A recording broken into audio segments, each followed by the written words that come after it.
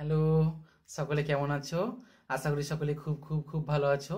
তোমাদের শুরুতে অর্ণব ক্রিয়েটিভ ব্লগের পক্ষ থেকে তোমাদের সকলকে অনেক অনেক স্বাগত। এভাবে আমরা প্রতিদিন ভিডিও দেখার জন্য এবং এত লাইক কমেন্ট করার জন্য প্রতিটি ব্লগেই তোমাদেরকে বলছি। আর তোমাকে আরেকবার আগাম শুভেচ্ছা ভালোবাসা জানাচ্ছি। আজকে তোমাদের সাহিত্য সঞ্চয়ন দশম শ্রেণীরই আফ্রিকা কবিতাটা আলোচনা করছি তোমাদের সামনে। খুব সংক্ষিপ্ত করে বলার চেষ্টা করছি।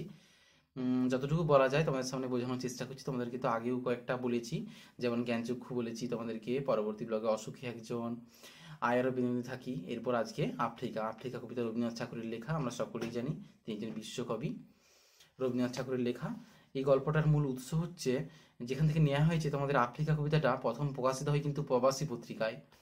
প্রবাসী পত্রিকায় চৈত্র 1343 সংখ্যায়। পরে এটি পত্রপুটে দ্বিতীয় সংস্করণের 16 সংখ্যক কবিতা হিসাবে এবং সঞ্চয়িতা স্থান পায়। তাহলে তোমাদের কোথা থেকে নেওয়া হয়েছে? এটা পত্রপুটের দ্বিতীয় সংস্করণ থেকে। তোমরা পত্রপুট মনে রাখলেই হবে। দ্বিতীয় সংস্করণে 16 সংখ্যক কবিতা এই আফ্রিকা কবিতাটা।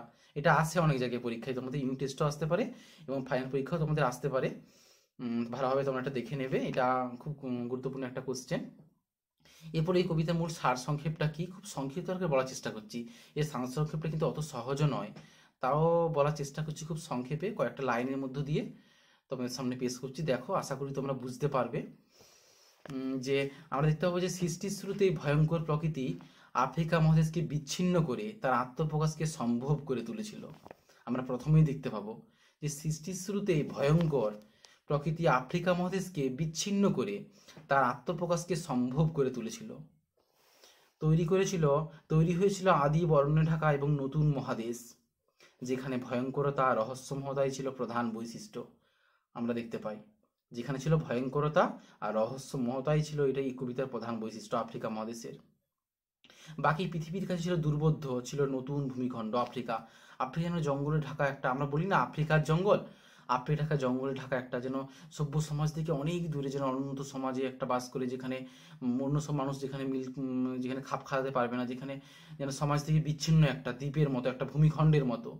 এখানে রবীন্দ্রনাথ বলেছেন আফ্রিকার কবিতায় আফ্রিকা মহাদেশকে তিনি এমনভাবে দেখেছেন, এমন চোখে দেখেছেন যেন আফ্রিকা উপেক্ষার চোখে তিনি দেখেছেন যে রহস্যময় এই মহাদেশকে, আফ্রিকা মহাদেশকে।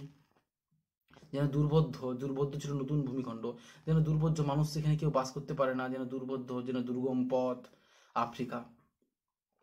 এই মহাদেশের জীবনধারা সংস্কৃতি যেন অন্য সব মহাদেশ থেকে সম্পূর্ণ আলাদা, পৃথক, যেখানে কোনো সভ্যতা, কোনো সংস্কৃতি নেই। পরবর্তীকালে আফ্রিকাকে দেখা যায় কৃতদাস সংগ্রহের বাণিজ্যিক জায়গা হিসাবে।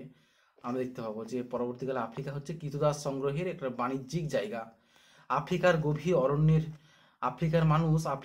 অরণ্যের অন্ধকারের থেকেও মানবীয়ভাবে বেশি অন্ধ মানুষদের আগমন ঘটল আফ্রিকায়। আমরা দেখতে পাবো যে কি না, আফ্রিকায় গভীর অরণ্যের অন্ধকারের থেকেও মানবিকভাবে বেশি অন্ধ মানুষের আগমন ঘটল আফ্রিকা মহাদেশে। ক্রমশ সভ্য দুনিয়ার মানুষ আফ্রিকার সম্পদের কথা জানতে পারলো।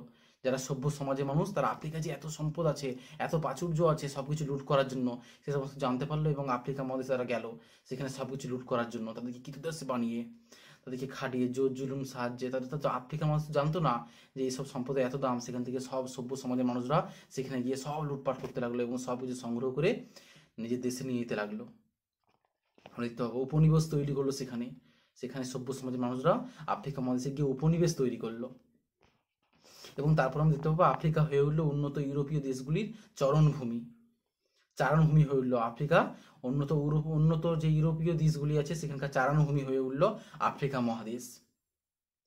তাদের বর্বর অমানবিক লুণ্ঠন, শোষণ, অত্যাচার, আফ্রিকার মাটি ভিজে গেল রক্তে আর চোখের জলে। আফ্রিকার মানুষের রক্ত আর চোখের জলে ভিজে গেল আফ্রিকার মাটি। রবীন্দ্রনাথ এত সুন্দরভাবে তুলে ধরেছেন যে কতটা অমানসিক অত্যাচার করেছে আফ্রিকার মানুষদের উপর সভ্য সমাজের মানুষরা, উন্নত ইউরোপীয় সমাজের মানুষরা, যে আফ্রিকার মানুষের উপর কিরকম জোর জুলুম, অত্যাচার, বর্বরতা আমরা দেখতে পাবো প্রত্যেকটা লাইনে, প্রত্যেকটা কবিতার মধ্য দিয়ে রবীন্দ্রনাথ ঠাকুর কি সুন্দরভাবে ফুটিয়ে তুলেছিলেন যে মানুষরা কত অসহায়, কত অপমানিত, লাঞ্ছিত ছিল সেখানে উন্নত সভ্য সমাজের কাছে। সেখানের মাটি রক্ত আর ভিজে গেল অশ্রুতে। সভ্য পৃথিবীর সুস্থ স্বাভাবিক জীবনের বিপরীতে এই রক্তাক্ততা আসলে সভ্যতার অমানবিক কুৎসিতকেই ফুটিয়ে তুললো।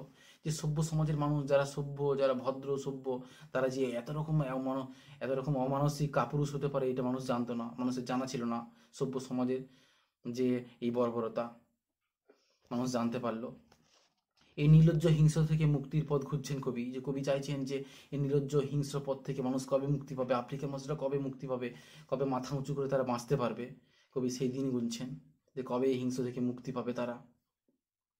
তার মনে হয়েছে শোষিত, অমানবিক, অপমানিত আফ্রিকার কাছে যুগান্তের কবির ক্ষমা চাওয়া উচিত, যে যুগান্তের কবির পর্যন্ত ক্ষমা চাওয়া উচিত, যে আফ্রিকার মানুষ যে শোষিত, এত অপমানিত, লাঞ্ছিত তাদের কাছে।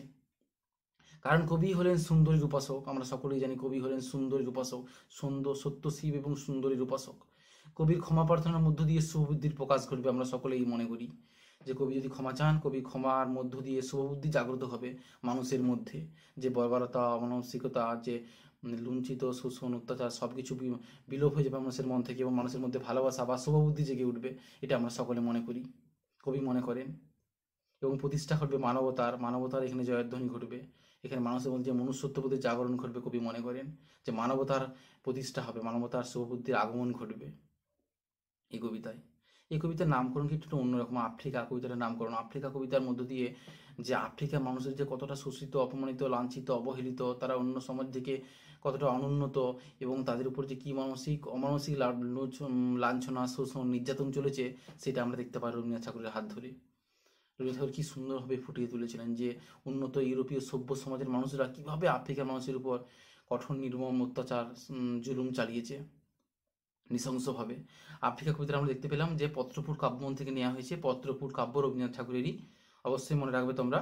1935 সালে সাম্রাজ্যবাদী শাসন মুসোলিনি ইথিওপিয়ায় অনুপ্রবেশ করেন। আমরা সকলেই জানি এটা ইতিহাসের ঘটনা অনেকটা, যে 1935 সালে সাম্রাজ্যবাদী শাসক মুসোলিনি ইথিওপিয়ায় অনুপ্রবেশ করেন।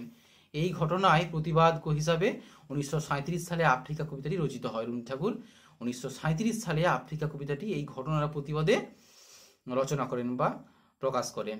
কবিতার প্রথম অংশে আফ্রিকার উৎপত্তির ইতিহাসটি বর্ণনা আছে। কবিতার প্রথম ছাত্র দেখতে পাবো যে আফ্রিকার যে উদ্ভবের ইতিহাস বা আফ্রিকার যে উৎপত্তির ইতিহাসটা আমরা দেখতে পাবো আফ্রিকা কবিতার মধ্য দিয়ে।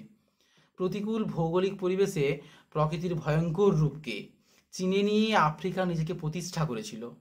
কি না, কবিতার প্রথম অংশ দেখতে পাবো যে আফ্রিকার উৎপত্তি, তারপর দেখতে পাবো যে প্রতিকূল ভৌগোলিক পরিবেশে প্রকৃতির ভয়ঙ্কর রূপকে, প্রকৃতির যে ভয়ঙ্কর রূপ সেটাকে চিনে নিয়ে আফ্রিকা নিজেকে প্রতিষ্ঠা করতে পেরেছিল সমাজের কাছে, সভ্যতার কাছে, সারা পৃথিবীর কাছে। সমস্ত বাধাকে জয় করে আফ্রিকা নিজের পায়ে দাঁড়াতে শিখলো। সমস্ত বাধা, সমস্ত প্রতিকূলতাকে বধ করে, জয় করে আফ্রিকা নিজের পায়ে দাঁড়াতে শিখলো। নিজের পায়ে সমস্ত সভ্য সমাজের মানুষের সঙ্গে মিশতে শুরু করলো, যে তাদের মতনই তারা মানুষ, তারাও যদি উঠে দাঁড়াতে পারে, তারা যদি নিজের পায়ে দাঁড়াতে পারে, সেটা তারা প্রকাশ করলো, আত্মপ্রকাশ করলো নিজেরা, আফ্রিকা নিজে। সভ্য মানুষের কাছে চিরকাল তার মানব রূপ অপরিচিত ছিল, যেখানে সভ্য মানুষের কাছে তাদের যে চিরকাল যে অপরিচিত রূপ, মানব রূপ যে অপরিচিত ছিল, সেটা সবার সামনে প্রকাশ পেল। কবি এখানে দেখিয়েছেন। তারপর ইউরোপীয় সাম্রাজ্যবাদের থাবা পড়লো স্বাধীন আফ্রিকার উপর। আমরা দেখতে পাবো যে ইউরোপীয় সাম্রাজ্যবাদের থাবা পড়লো, সেখান থেকে সবকিছু লুট করার জন্য, সবকিছু শোষণ করার জন্য, সেখান থেকে সবকিছু কেড়ে নিয়ে আসার জন্য। তাদেরকে দুপুরে খাবারের বিনিময়ে, তারা তো কিছু বুঝতো না আফ্রিকার মানুষরা, তাদেরকে দুপুরে খাবারের মাধ্যমে তাদেরকে বন্দি করে রাখতো, এবং তাদের কাছ থেকে সবকিছু লুটপাট কেড়ে নিয়ে চলে যেত তারা উন্নত সমাজের মানুষরা, সবকিছু তাদের নিজেদের দেশে প্রভাব প্রতিপত্তি বাড়ানোর জন্য, এবং তাদেরকে কৃতদাসে পরিণত করেছিল। যারা যা বলবে তাই শুনতে হবে, তাদের দাসে পরিণত করেছিল তাদেরকে, আফ্রিকা মানুষদেরকে, উন্নত সভ্য সমাজের মানুষরা। হাজার হাজার আফ্রিকাবাসী তাই দাসে পরিণত হয়েছিল, কৃতদাসে পরিণত হয়েছিল। রবীন্দ্রনাথ ঠাকুর ফুটে তুলেছেন তার কবিতার মধ্য দিয়ে। লোহার হাতকড়ি পরিয়ে তাদের নিয়ে যাওয়া হয় অন্য দেশে ঔপনিবেশিক প্রভুদের দাস হিসাবে। তাদেরকে লোহার হাতকড়ি পরিয়ে, দু হাতে লোহার হাতকড়ি পরিয়ে তাদেরকে অন্য দেশে নিয়ে গেল, যাতে কৃতদাস খাটে সারা জীবন, তাদের কৃতদাস খাটে তাদের জীবন কাটাতে হবে, এবং তারা অন্যদের দাসত্ব শৃঙ্খলের সাহায্যে বেঁচে থাকবে। এইভাবে তাদেরকে প্রভুদের দাসে পরিণত করেছিল উন্নত সভ্য সমাজের মানুষরা। সভ্যতার মুখোশ পরে সেই সব মানুষ পশুর দল আপন নির্লজ্জ অমানসিক রূপ প্রকাশ করেছিল, নিষ্ঠুরভাবে, অমানবিকভাবে। মানবতার এই চরম অপমানে শেষ পর্যন্ত কবি অপমানিত। আফ্রিকার পাশে দাঁড়িয়ে সভ্যতার শুভবুদ্ধিপূর্ণ মানুষকে ক্ষমা চাইতে বলেছেন, যে শুভবুদ্ধিপূর্ণ যেসব মানুষ তাদেরকে ক্ষমা চাইতে বলেছে আফ্রিকার পাশে দাঁড়িয়ে স্বয়ং কবি রবীন্দ্রনাথ। সমগ্র কবিতায় সমকালীন বিশ্ব রাজনৈতিক পটভূমিতে আফ্রিকা লাঞ্ছিত, রক্তাক্ত, অপমানিত রূপটি ফুটে উঠেছে। এই বিচারে কবিতাটির নামকরণ কিন্তু বিষয়কেন্দ্রিক হয়েও কিন্তু ব্যঞ্জনাধর্মী। আমরা সকলেই জানি কবিতার নামকরণ বিষয়বস্তু কিন্তু বিষয়ধর্মী, বিষয়কে অবলম্বন করে কবিতার প্রতিটি ছত্র, প্রতিটি লাইন, প্রতিটি প্যারা, প্রতিটি অনুচ্ছেদ আমরা দেখতে পাবো, কিন্তু তবুও নামকরণ যেন ব্যঞ্জনাধর্মী আমাদের সকলের কাছে। যে আফ্রিকার মানুষের উপর আমরা জানতে পারলাম এই কবিতার মধ্য দিয়ে কীরকম অমানসিক ও রাজনৈতিকভাবে অত্যাচার চলেছে, বিশ্ব রাজনৈতিক যে অত্যাচার, সমাজের ভদ্র শিক্ষিত মানুষরা, সভ্য ইউরোপীয় মানুষরা, উন্নত মানুষরা যে কী অমানসিক নিষ্ঠুর বর্বরতারও প্রকাশ করেছিল তাদের সভ্য সমাজের মুখোশের আড়ালে, সেটা আমরা চিনতে পারলাম রবীন্দ্রনাথ ঠাকুরের হাত ধরে, লেখনীর হাত ধরে। আফ্রিকা কবিতার মধ্য দিয়ে যে আফ্রিকার ইতিহাসটা আমরা জানতে পারলাম, অনেকটাই জানতে পারলাম আফ্রিকা কবিতার মধ্য দিয়ে। এটা খুব গুরুত্বপূর্ণ কবিতা, তোমরা ভালোভাবে পড়বে, আশা করি তোমরা বুঝতে পেরেছো যে গল্পের মূল বিষয়বস্তু রবীন্দ্রনাথ ঠাকুর কী বলতে চেয়েছে এখানে। যে আফ্রিকার যে দিনলিপি, আফ্রিকা মানুষের যে নির্যাতন, জুলুম, অত্যাচার এবং আফ্রিকা কবিতার উৎপত্তির ইতিহাসটাও কিন্তু খুব সুন্দরভাবে রবীন্দ্রনাথ ফুটিয়ে তুলেছিলেন। এবং ইতিহাসের অনেকটা ঘটনা আছে, অনেকটা সত্য ঘটনা, পুরোটাই সত্য ঘটনা। আশা করি তোমাদেরকে বোঝাতে পেরেছি এবং তোমরা বাড়িতে ভালোভাবে পড়বে, আশা করি তোমরা বুঝতে পারবে। এবং প্রত্যেকটা লাইন ভালোভাবে পড়বে, প্রত্যেক তোমাদের তাৎপর্য আসে এবং তোমাদের 1, 3 আর 5-এর কোশ্চেন আসে, তাই তোমাদের 3, 5-এর ক্ষেত্রে তো জানতে হবে গল্পের বিষয়বস্তুটা এবং প্রত্যেকটা গল্পের লাইন, কবিতার লাইনগুলো ভালোভাবে পড়বে। আশা করি তোমরা বুঝতে পারবে। ঠিক আছে, তোমাদের হয়তো কিছু হলেও উপকৃত করতে পারলাম। কেমন লাগলো অবশ্যই জানাবে, কমেন্ট করবে, শেয়ার করবে। পরবর্তী ব্লগের অপেক্ষায় রইলাম আমিও এবং তোমরাও সকলে। ঠিক আছে, ততক্ষণ সকলে খুব ভালো থাকবে।